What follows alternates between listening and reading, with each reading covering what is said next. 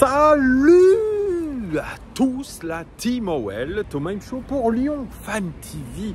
Très heureux les gars de vous retrouver pour une nouvelle vidéo. Je profite de cette pause méridienne, cette pause de midi pour vous faire une vidéo OL Daily Mercato les amis, puisque ça y est, la saison est actée. Nous n'irons pas en Coupe d'Europe, vous le savez, on joue notre dernier match de la saison contre Clermont. Donc il y a des choses qui vont bouger. Mais avant toute chose les amis, n'hésitez pas à vous abonner à la chaîne, c'est important. Mettez un like aussi sur cette vidéo. Et puis on va se retrouver ce soir. Alors, bon, pour ceux qui verront cette vidéo après, tant pis, vous pourrez revoir le replay après. C'est ce soir, 18 mai, 21h. Bien sûr, il y a la finale de l'Europa League, mais on va parler Olympique Lyonnais aussi, puisque nos Gones ne sont pas en finale d'Europa League. Ça aussi, ça, cette grosse déception de la saison. On va parler du bilan de cette saison et vous pourrez gagner à cette occasion un maillot, le maillot extérieur. C'est très simple les amis. Vous allez dans l'onglet communauté de la chaîne YouTube. Vous devez être abonné à la chaîne et mettre un commentaire sous la publication. Le tirage au sort se fera à l'issue du débrief. Bonne chance à tous. Bon, j'espère que vous allez bien. Il fait très beau à Lyon. Alors le paysage n'est pas très fantastique hein, puisque nous sommes à la Part-Dieu. C'est un paysage bétonné on va dire. Mais il fait très chaud, il fait des conditions estivales, on n'est pas loin des 32-33 degrés. Pour un 18 mai, c'est assez hallucinant les amis. Bref, voilà, donc OL Daily Mercato les amis. Alors ça va bouger puisque les rumeurs vont bon train côté Olympique, notamment dans le sens des départs. On nous annonce le départ de quand même plusieurs joueurs importants. Jérôme Boateng, alors Jérôme Boateng, il a dit qu'il n'était pas satisfait de sa saison. Ah bon, mais il n'a pas dit forcément qu'il quitterait le club, mais en tout cas il est annoncé sur le départ. En tout cas le club ne le retiendra pas, c'est ce qui est dit. Le club ne le retiendra pas, il a un salaire assez imposant les amis. Thiago Mendes est sur le départ. Léo Dubois, alors beaucoup de supporters, vous me direz ce que vous en pensez en commentaire, sont très heureux de savoir que Léo Dubois est placé sur la liste des transferts, en tout cas ne sera pas retenu. C'est vrai, il n'a pas été bon cette saison, mais je pense qu'il a été vraiment touché par les critiques. C'est quelque chose qui lui a fait du mal psychologiquement. Tout n'est pas excusable de sa part, mais en tout cas, voilà, Léo Dubois sur le départ. Paqueta, qu'on a vu apparemment prendre un jet pour Newcastle pour aller rejoindre son coéquipier et ami Bruno Guimaraes, excusez-moi. Emerson est sur le départ. Lui, il va retourner du côté de Chelsea, et bien tant mieux. Et puis, Tino Kadewere, qui n'est pas satisfait de son temps de jeu. Lui aussi sur le départ, j'avais fait une vidéo déjà à cette occasion. Donc, il y a quand même un certain nombre de joueurs qui sont sur le départ. Alors, côté arrivée, alors il y a aussi, il y a aussi une sacrée rumeur aussi. Côté départ, c'est celle de Houssem Aouar. Houssem Aouar qu'on attend sur le départ depuis des saisons et des saisons. Eh bien, un club de Première Ligue, en tout cas ce qu'il en reste, puisqu'il reste une journée de championnat avant le verdict final, c'est Everton. Everton qui risque de se retrouver en Premiership. Et oui, il risque de se retrouver en Premiership. Tout va se jouer lors du dernier match contre Arsenal, 38e journée de Première Ligue. Et donc ils ne sont pas sûrs de rester les Toffees en Première Ligue. Et pourtant, ils convoitent notre cher Houssem Aouar.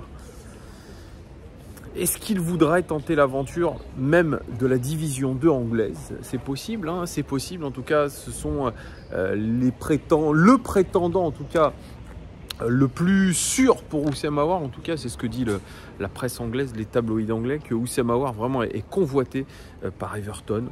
Est-ce que c'est un bon choix de carrière? J'en sais rien, mais il n'a pas fait une saison extraordinaire, Houssem Aouar. Pris en grippe par le public lyonnais. Pris en grippe aussi par pas mal de supporters sur les réseaux sociaux, et notamment sur cette chaîne qui n'ont pas apprécié les performances d'un des vice-capitaines de notre équipe quand même. Il a marqué quelques buts, quelques passes décisives, mais de ce qu'on m'a dit, Houssem Aouar joue avec une blessure récurrente aux adducteurs qui l'empêche d'être à 100%. Il traîne cette blessure depuis 1 an et demi, 2 ans, et pour que ça aille mieux, il faudrait qu'il se fasse opéré, chose qui n'a pas été faite les amis. Donc Houssem Aouar, pas forcément à 100% physiquement, pas forcément à 100% mentalement, l'impression un petit peu d'un gâchis, mais il est plus que jamais sur le départ, surtout qu'on pourrait se délester d'un salaire assez imposant. Et quand on sait que ce sera les vaches maigres, sauf si des actionnaires arrivaient avec un peu plus de moyens financiers, eh bien ce n'est qu'une bonne occasion en tout cas de s'enlever un petit peu une épine du pied et un gros salaire du club, surtout que quand on sait qu'on a prolongé Maxence Cacré à peu près aux mêmes conditions financières que le contrat de Oussem Aouar. Autre arrivée, alors ça c'est quasiment fait, j'en ai parlé aussi dans une vidéo, c'est celle de Johan Lepenant, le jeune milieu de terrain de 19 ans du Stade Malherbe de Caen. Les deux parties sont, enfin, Lepenant et l'Olympique Lyonnais sont d'accord, seraient d'accord, il reste juste à s'entendre avec le Stade Malherbe de Caen. En tout cas, c'est une affaire qui risque d'aller assez vite. En tout cas, on devrait avoir un joueur de plus dans la rotation au milieu de terrain. Il y en a qui disent que bon, c'est le même profil que Maxence Cacré. Est-ce qu'il sera intégré tout de suite dans la rotation ou voilà, on attendra. Ça sera à voir. En tout cas, une arrivée que je juge plutôt intéressante. Alors, vous allez me dire, ah, Thomas, comme vous l'avez vu sur certains commentaires, Thomas, si on commence à avoir des joueurs comme ça qui arrivent de Ligue 2, on va jamais s'en sortir. C'est pas comme ça qu'on va rattraper une Coupe d'Europe. Voilà le niveau de l'ambition de l'OL. Écoutez, on a l'ambition de ce qu'on est actuellement sportivement, à savoir pas grand-chose. Je veux bien qu'on soit un grand club, considéré comme un grand club, mais sans Coupe d'Europe, les amis, je pense qu'on ne peut pas non plus viser les étoiles. Donc on est obligé de faire un mercato un petit peu intelligent. Et c'est pour ça aussi que l'Olympique Lyonnais s'intéresse à un autre joueur. C'est Norman, je ne sais plus comment, j'ai oublié son nom, qui a été plutôt intéressant, paraît-il, en finale de Gambardella. Pareil, lui, il vient du Stade Malherbe de Caen. Ça serait probablement, si on l'achetait, pour pouvoir le mettre à la disposition de la Nationale 2 dans un premier temps. Et puis ensuite, on verra ce qu'il se passera avec ce joueur. Je ne sais pas. En tout cas, c'est une rumeur qui est assez insistante aussi. Une autre rumeur assez insistante, c'est celle menant à Ghislain Conan. Vous avez entendu parler de Ghislain Conan, et oui, puisque c'est le latéral gauche du Stade Rémois. Puisqu'il est chez eux depuis 2018, il est au Stade Rémois, je vous dis n'importe quoi, Stade de Reims, excusez-moi, Stade Rémois, c'est peut-être un club de rugby, j'en sais rien. Il est au Stade de Reims depuis 2018, international ivoirien de 26 ans. Alors, il a fait une saison assez pleine, 34 matchs, 2813 minutes de jeu, il n'est pas très grand, il fait 1m76. Alors sa note moyenne sur whoscored.com, elle n'est pas terrible, 6,86. Ses statistiques de la saison, c'est un but et 3 passes décisives. C'est un très bon dribbleur et il a surtout une très belle frappe. C'est un joueur très puissant et vous avez pu le voir notamment lors du match amical entre l'équipe de France et la Côte d'Ivoire où il avait été extrêmement à son avantage. Alors il est international ivoirien depuis 2017 mais il a joué que 10 matchs avec les éléphants. Mais c'est un joueur vraiment qui s'est fait un petit peu une cote. Il s'est fait une cote lors de ce match contre l'équipe de France où il avait été énorme. Et notamment, il avait fait faire une ou deux parades, je crois, à Hugo Lloris avec des frappes surpuissantes.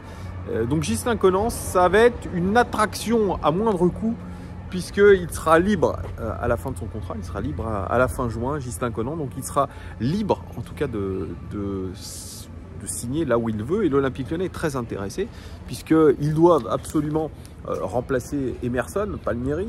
Et ils doivent trouver une piste pas chère, une piste qui connaît bien la Ligue 1, une piste internationale. Et Ghislain Conan, on va pas se mentir, il coche toutes les cases de ce qu'on recherche. Mais il faut savoir que Ghislain Conan est extrêmement convoité du fait qu'il soit libre, du fait qu'il soit international, aussi ivoirien. Et il a des pistes menant en Turquie, il a des pistes aussi menant en Première Ligue. Donc ça sera extrêmement compliqué. En tout cas, l'OL garde un œil dessus.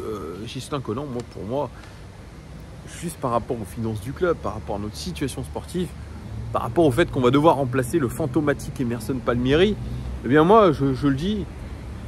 Après, je ne suis pas un expert scout, hein, les gars, ça, vous le savez, hein, je ne fais pas du foot fiction, je ne fais pas des analyses de joueurs. En tout cas, moi, j'écoute juste les pistes qu'on a et je vous donne mon avis par rapport à ces pistes. Moi, je trouve que c'est un bon rapport qualité-prix. Ghislain Conan, il ne peut pas être plus mauvais que Emerson Palmieri, qui pourtant venait auréolé d'une Ligue des Champions dans un groupe talentueux avec un entraîneur exceptionnel qui est Thomas Tuchel. Il venait de faire une finale et surtout, il avait gagné l'Euro 2020 avec l'Italie. Donc, il venait quand même avec quelques certitudes, même s'il n'était pas un titulaire incontestable dans son club. En équipe nationale, il l'est devenu. Grâce notamment à la blessure ou à cause de la blessure de Spinazzola. Donc voilà, il ne pourra pas faire pire, je pense, que ce que nous a fait Emerson Palmieri. Je pense qu'on voudrait faire la doublette Conan et puis Enrique qu'on gardera probablement en doublure. Et ça fera l'affaire. Donc moi, je suis plutôt d'accord avec ce recrutement. Voilà, si ça devait se faire, moi je dirais pourquoi pas. C'est pas quelque chose, évidemment, je suis d'accord avec vous, c'est pas quelque chose qui fait rêver.